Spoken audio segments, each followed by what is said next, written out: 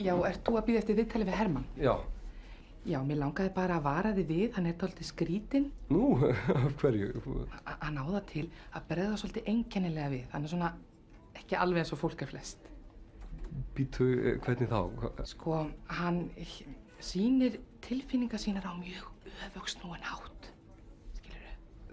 Sko, þannig að þegar hann glaður, þá virðist hann vera mjög reiður. Svo þegar hann reiður, þá hlær hann og virðist vera mjög glaður. Svo allt eftir þessu. Þegar hann segir já, þá meinar hann nei. Og svo þegar hann segir nei, þá meinar hann já. Já, Neiru, það betra að vita þetta. Já. Ekki gera það vel.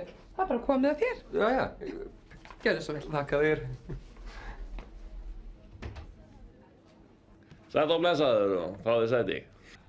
Þakka þér. Já, ég mjög ánægður og hlakka svo sannarlega til að sjá þetta tilboð. Já. Já, ég glaður. Mjög glaður. Nó, það bara svona... Með tilboðið? Já, það hérna ekki... Gjörðu svo vel. Hvað er?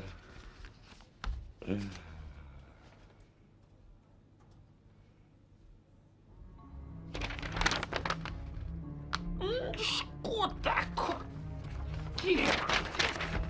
hvað á þetta að þýða? Já, það nú það.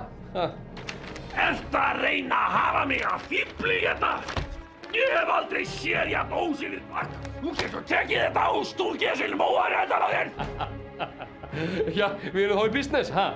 Nei, við erum sko ekki í neinum business og þú getur farið til helvítis.